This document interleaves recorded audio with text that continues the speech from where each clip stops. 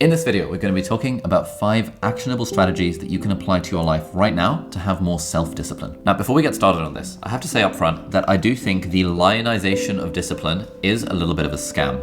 I think we have been told by the hustle bros that if you're not disciplined, that there's something wrong with you, and that the solution to all of your problems in life is just to be more disciplined. Discipline, through self-discipline, you develop like an armor for your mind. You just need to have discipline, you need to lock in, and you need to do it whether you feel like it or not. Now, I think that does have some merit, but it's not the whole story. So the way I think of discipline is like, discipline is when you are getting yourself to do something that you don't feel like doing.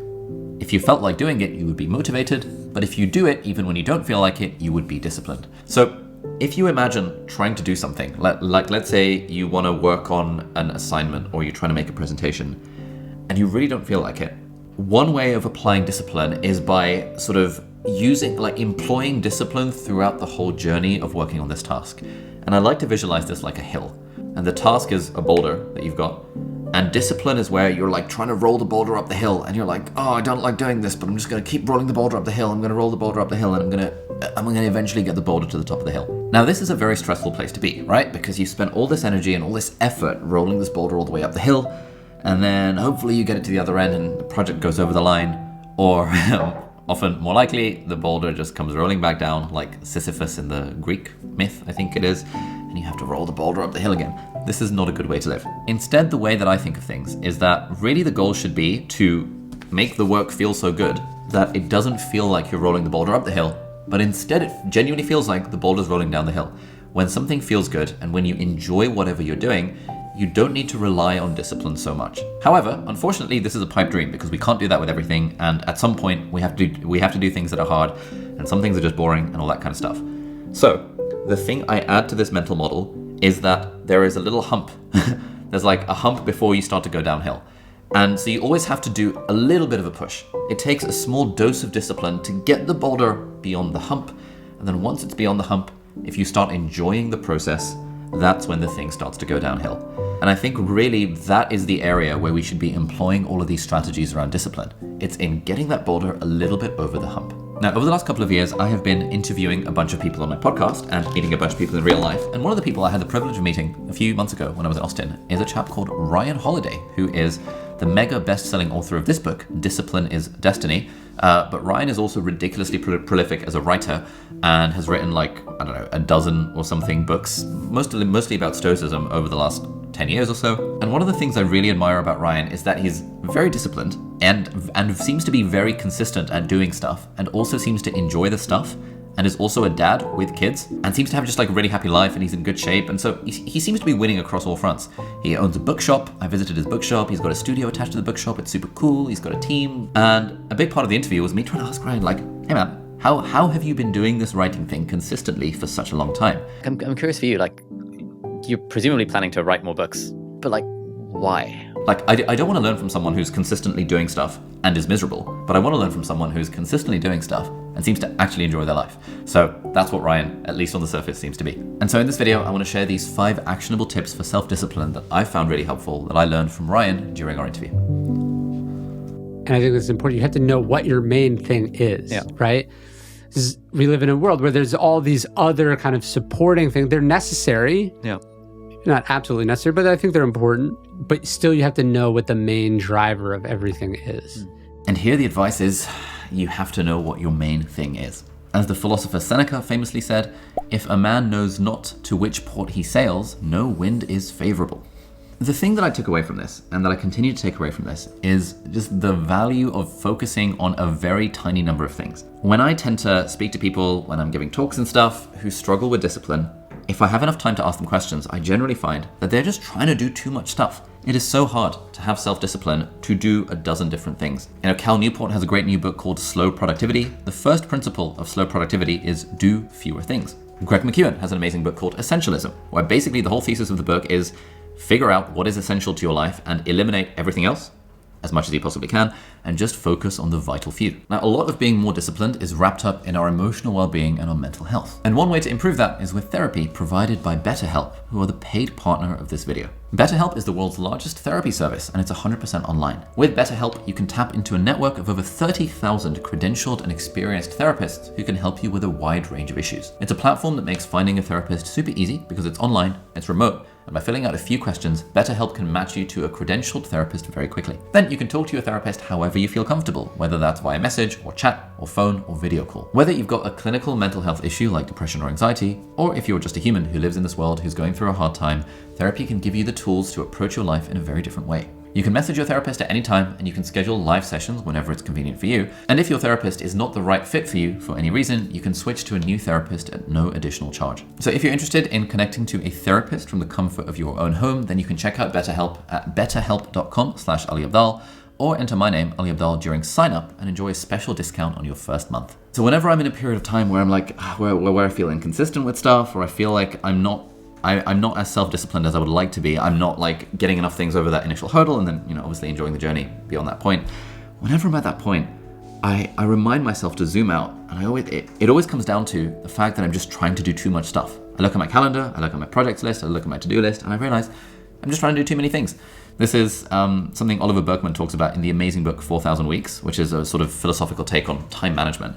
Basically, the idea is that we are all simply trying to do too much stuff. And this whole thing that we see on social media about you can juggle all the things and you can have it all and all that, like, sometimes it is just impossible to juggle all of the important things that we want to do. And so we have to be strategically mediocre at certain things and eliminate a lot of things off of our plate to whatever extent we can in order to really focus on what is that one main thing. There's a few prompts that I like to think about that help with this. Number one is that when it comes to goal setting, I limit myself to just 3 or 4 goals for the whole year. If you don't yet have goals for the year, you should check out my 3-part video series on what to do if you feel lost in life. That helps you figure out your life vision and work vision and turn that into a series of goals. A bunch of people have watched that series of videos. It's completely free. Obviously, it's here on YouTube, and they found it super helpful.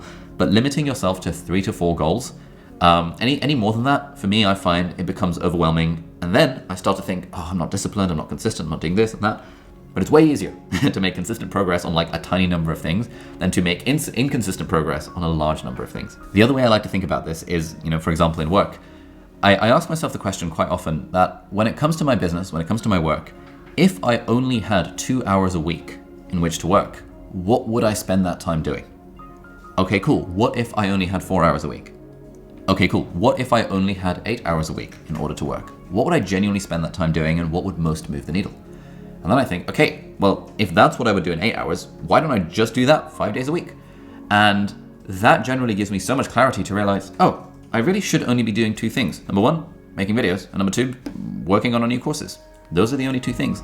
But those things make up like 20% of my calendar rather than 80% of my calendar. And I'm like, why? It's because even as someone who is a, productivity expert, according to my publishers, and who makes videos about productivity, and I've been reading about this stuff for 15 years and making videos about it for 7 years, even then, I still fall into this trap of simply taking on too much stuff. And I know that when I speak to people at events and talks that I do, we all struggle with this. We all just take on too much stuff. And so the real thing here, the advice that I was reminded of through this conversation with Ryan, is just focus on fewer things. Just do less. If you do less, then you're way more likely to be self-disciplined. By the way, if you're watching this before the 20th of April, 2024, I'm actually hosting a completely free online workshop. It's an alignment workshop, where the idea is that, we're now nearly 4 months into the year, and so we're going to reflect on our goals for 2024. We're going to make a plan for what we're going to do moving forward and figure out what kind of systems and habits we can put in place to stay disciplined and consistent en route to achieving the things that matter to us. It's completely free. Hopefully there'll be thousands of people online. It's going to be sick. It's like 2 hours long, so you can join that completely for free. Link down below. So you might have heard of this guy called Wim Hof. He is known as the Iceman because he holds the Guinness World Record for taking the longest ice cold bath, lasting 1 hour, 52 minutes and 42 seconds, which is absurd. And he's also done a bunch of other absolutely mental things, like climbing Mount Kilimanjaro in only shorts and running a half marathon barefoot on ice and snow. Now, I've tried this whole cold shower thing, and when I stand under cold water in the shower, I can barely last a few seconds. And in that context, it would be easy for me to compare myself to Wim Hof and be like, oh man, I'm such a failure, I'm such a loser. Like, why can I only stand underwater for 17 seconds and Wim Hof can do it for 2 freaking hours? But the thing that's important to remember is that He's the expert, and I'm a novice, and that is totally okay. Wim Hof is like in his 60s, and he started taking cold plunges at the age of 17. And because he made it a daily practice going forward, he was able to slowly get better at sitting in an ice bath. And so Wim Hof's global recognition as being the Iceman did absolutely not come overnight. And so the thing to remember here is that we're going for progress rather than immediate success. If you're trying to absorb a philosophy or a new way of thinking or transform yourself from here to there, it's not 300 pages that you read, from October 1st to November 17th, that takes you a month and a half to read. It's much better if you're layering it like a page a day for a year or 2 years or 3 years, and you're coming back, like the process of that sort of over and over and over and over again, that's where the stuff gets absorbed. Again, this is something I see so often when I do talks and stuff where people are struggling with something, struggling with consistency, but it's because their standards are too high. They are simply trying to be too good too quickly. I was giving a talk yesterday, and someone came up to me who was building her YouTube channel, and she's made 2 videos in the last 3 years, and she's really struggling with perfectionism. And the thing I said to her is that, look, you've just got to accept that your first 50 videos are going to be absolutely trash. For people who struggle with perfectionism, for people who struggle with having to be so perfect that they're not even taking action, the solution is to lower the bar. Once you've lowered the bar to the point that you're able to consistently take action, now you can slowly raise the bar over time. Now, there's actually a really cool graph understanding this, and it comes from a guy called Brian Jeffrey Fogg, otherwise known as BJ Fogg, who you might be familiar with. So he's a scientist at Stanford University, and he's created this model for understanding what makes us do hard things. Now, this is called the Fogg behavior model, or the B equals map model, because it says that for a behavior, B, to occur, 3 things must happen all at once. Firstly, motivation. Secondly, ability, which is how easy it is for us to do the thing.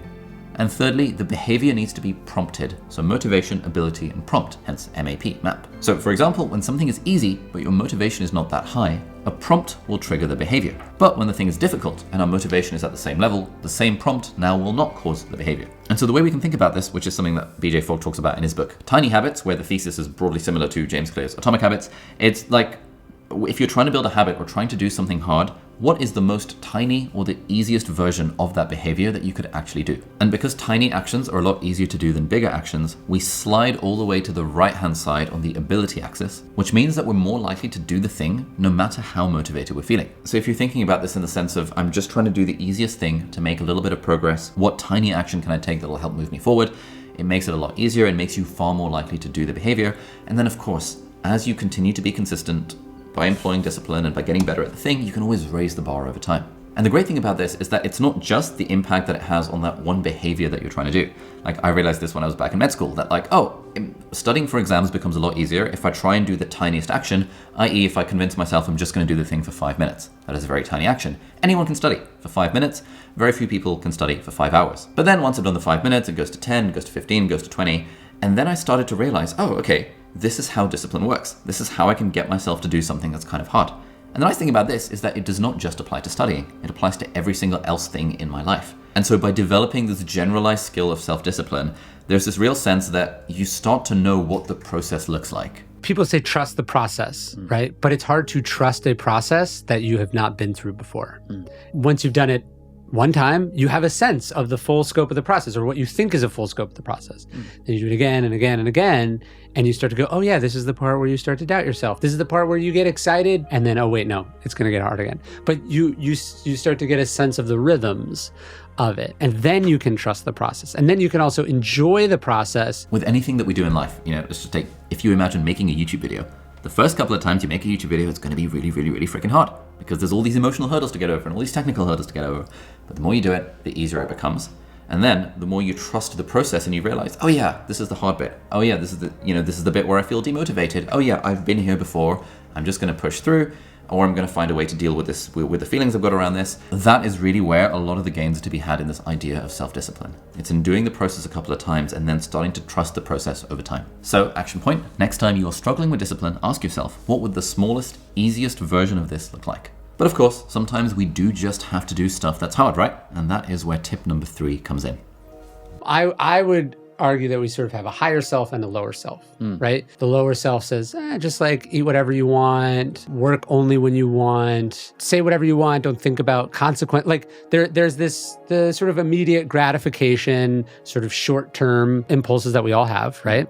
That if indulged repeatedly, tend to get us in a place that we actually don't want to be. So there's this kind of tension between like our higher self and the lower self. I think there's a lot of value in appreciating this tension that we have between our higher and our lower selves. So the other day, I recently got a PS5 and I have been playing Horizon Forbidden West. It's an amazing game. And often I'll be playing, you know, if I've got an evening on my own, I'll be playing and it gets to 10:30 p.m. And I'm like, oh, it's 10:30. I know 10:30 is my wind down time. And I know my higher self wants me to brush my teeth, get into bed and read something on my Kindle. At the moment, I'm reading A New Earth by Eckhart Tolle. And then I'll sleep on time and then I'll wake up early and then life will be good. But then what my lower self is saying is, yeah, but we can sleep at 11:30 and still get 8 hours of sleep. And we're just in the middle of this quest and like it's really fun and we deserve it.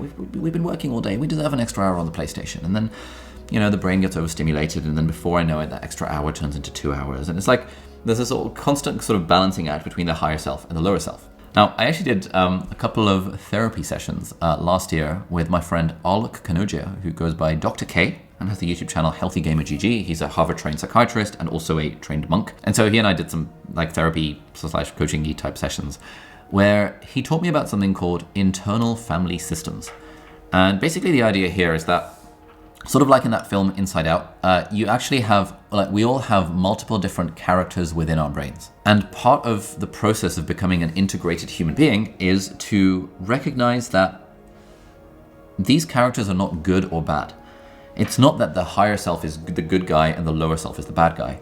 One thing that Alec and I did is that we sort of made up names for these different characters. Like there was, the Optimizer Ali, there was like second in the class Ali, there was video game degenerate Ali, and it's like there's a bunch of these different characters, and each of these different characters have different needs, wants, perspectives, and opinions. Like for example, video game degenerate Ali is saying, let's keep on playing the PlayStation. But if we were to just shove him into the corner and be like, no, shut up, I'm going to be disciplined, screw you, shoving that character in the corner of the brain and like being like, no, you are bad, leads to some sort of rebellion from that character. And so the whole process of internal family systems, and is like a system of therapy, is to sort of get these different characters to talk to each other, sort of, and to accept that actually, I appreciate your opinion, video gamer Ali, to, the fact that you want to play Horizon for an extra hour. And I also appreciate the opinion of, Optimizer Ali, who's trying to, do the Huberman optimizing sleep routine or whatever. And it's about not shoving them into the corner, but actually hearing what they have to say and accepting what they have to say. And in some ways trying to find a middle ground, trying to find a way for all of them to be happy. But even if you can't find a way for all of them to be happy, trying to find a way where at least they feel like their concerns are acknowledged. And so in the PlayStation example, what I do is that when it gets to 10:30, I know that the video gamer part of me wants to play more. But what I do is I say to the video gamer part of me, how about we turn off the PlayStation and we go brush our teeth, but while we're brushing our teeth, we can watch some YouTube videos about Horizon Forbidden West. How about that? And then it sort of feels to me like the video gamer part of me is like, you know what? That seems like a reasonable compromise. I'm happy with that. I get to have a bit of a win because we're playing, we're experiencing the video game content in some capacity, but also the optimizer part of me gets to have a win, the higher self, as it were, because we're actually going to sleep on time and brushing our teeth. Now, this was all a very somewhat roundabout way of saying that, like, one of the issues we can often have when it comes to our discipline is the resistance approach of like, no, bad self, you are bad, go into the corner. Actually, if there's a way that we can appreciate this balance between our higher and our lower selves, not really saying that our lower self is bad, but that, we appreciate it, we'll take the advice on board, and then we'll make a decision trying to integrate these two different parts. Okay, so one of the least disciplined periods of my life was in the few months after I had taken a break from working as a doctor full-time. This was like August 2020, and I'd been working full-time as a doctor for 2 years, and for the first time, I woke up in the morning and I had no job to go to. And I was like, oh, I have the whole day. I had nothing on my calendar, everything was great. And I was like, now I guess I'm a full-time YouTuber, so I guess I just need to make a video today. And I procrastinated all day, and I didn't even make the video. And the same thing happened the next day, and the same thing happened the next day, and the same thing happened the next day. And actually, when I was working full-time, 50 to 60 hours a week as a doctor, I was making more YouTube videos than when I had no day job and I was a full-time YouTuber. And this was really interesting. This was like, what the hell is going on? I was very undisciplined and very inconsistent when I did not have a structure or a routine to my day. And I realized over time that actually, hang on, being a full-time YouTuber is actually, now it's not like the calendar that's my constraint. It's my own psychology and it's my own mindset. And this speaks to something that Ryan mentioned as well. This is why I think most self-published books don't work. It's that because there's no forcing function required to get approval to start. There's no deadline. There's no constraints as to how long it can be, what it can look like. You can basically do whatever you want, which you would think would be an artistic sort of creative dream, but it's actually like potentially a death sentence. So tip number 4 for actionable ways to improve your self-discipline is to really think about what is the routine or structure you are trying to create around the thing that you want to do. In Ryan's case, he was talking about how he's got his clear routine where he wakes up, he does some exercise, he drops the kids off at school, and then he works for several uninterrupted hours in the morning doing some deep work, and then the afternoon is chill and he can do what he wants. And that is how he's so consistent, because he just does the same thing pretty much every day. So routine is valuable, but then the thing is we don't just want to become like one of those, oh, I have to get up at 5 a.m. and do this and do this and do this and do this and do this and sort of become, it's a very kind of fragile place to be if you're so tied to your routine that you can't deviate from it, otherwise your discipline goes through the floor. And that's where the idea of flexibility comes in. I have found as I've gotten older and more successful that the rigidity that served me well early on has had to give way into a kind of flexibility. Now, there's always a tension or a concern. Is that flexibility actually just complacency or laziness? And I have to question each time, what is my motivation here? But that rigidity has to become flexibility, or one, you suck all the fun out of it, and two, it's not sustainable over a long period of time, and it's very susceptible to being disrupted or blown apart by the complexity of life. Now, this idea comes up in Robert Greene's book, The 48 Laws of Power, where the last law is to assume formlessness. Now, Greene writes, by taking a shape, by having a visible plan, you open yourself to attack. Instead of taking a form for your enemy to grasp, keep yourself adaptable and on the move. So basically the idea here is that yes, routine and structure is important, but being too rigid doesn't actually help you. There's a certain strategic flexibility, which is where we want to be. Okay, so how do we find this sweet spot between structure and flexibility? There's a few different ways I think about it. One is that something that my friend Paul Millett says, which is for him, the way he stays consistent with writing is that his mantra is write most days. It's not write every day, it's not write every single day, it's write most days. That's like, as long as he's writing most days, he's making progress. Similarly, Matt D'Avella has something called the 2-day rule when it comes to the gym, which is simply don't skip 2 days in a row. I'm allowed to skip 1 day, but I'm not allowed to skip 2 days in a row. Now that is enough flexibility for it to, well, be flexible and adapt to his life, especially as a dad.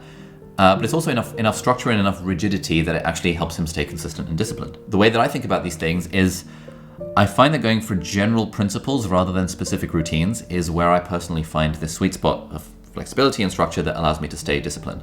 So for example, a general principle that I have is that most days, wherever possible, I will do at least 1 hour of deep work before I worry about like checking messages or Slack or emails or any shallow work tasks. I also have a bit of a rule where the goal is to hit the gym at least 3 times a week, but 15 minutes in the gym counts as a full gym session.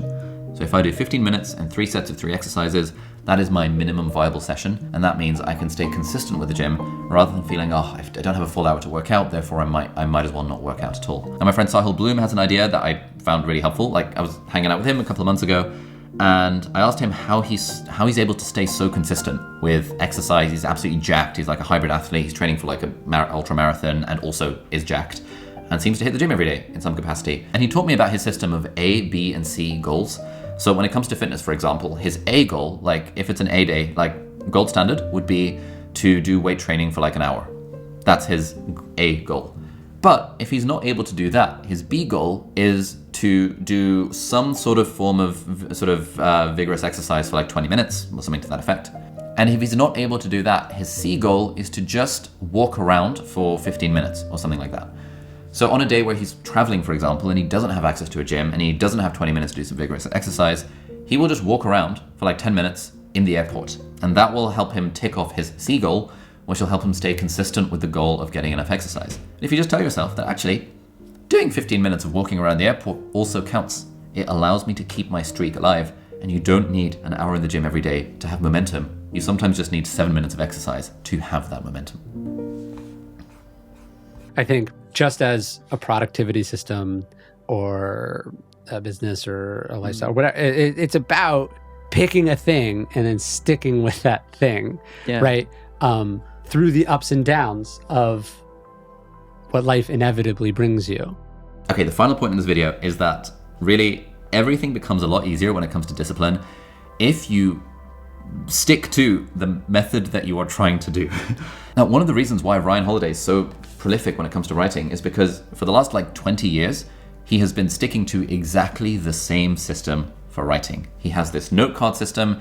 He talks about it in a bunch of his YouTube videos. And yeah, he admits that maybe there's some sort of slightly better system out there, but he also fully knows that unless the system is transformatively better than the one he already has, the value of sticking to what he's already doing is way better for his self-discipline and for his consistency than trying to constantly change productivity apps or writing systems or, oh, that one new piece of software that's just come out, that's going to be the secret, the thing that I need to stay productive and disciplined finally. That's just not true. Being productive and being disciplined and being consistent, from literally everyone I've spoken to who's more consistent than I am and stuff, they just pick one thing and they just do it repeatedly. And if you have one thing, one routine, or just one system, one workout plan, you just do it repeatedly, you're massively reducing the cognitive burden, the mental friction that comes to kind of deciding what to do. And that again lowers the hump. Coming back down to a discipline analogy.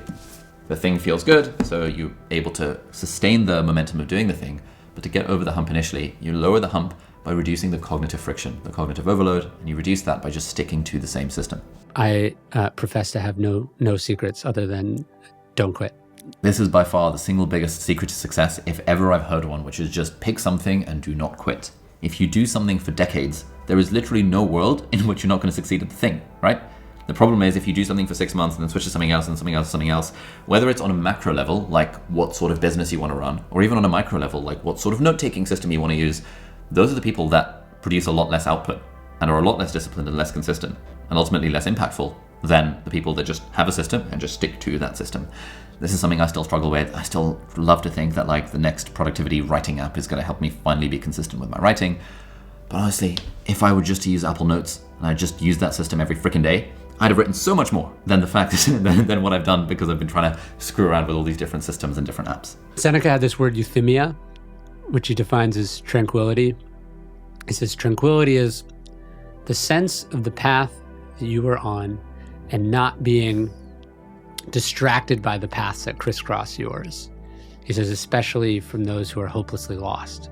Okay, so this video was about 5 actionable tips from Ryan Holiday that I've personally applied to my life around self-discipline. But if you're interested in a more evidence-based approach, I actually did a video a few months ago, which is over here, which is about, I think, 5-ish more evidence-based strategies for discipline that talks about implementation intentions and mental contrasting and a bunch of really cool stuff around if you're struggling with this discipline thing. I think you'll find that video really helpful. So thank you so much for watching and I'll see you there. Bye-bye.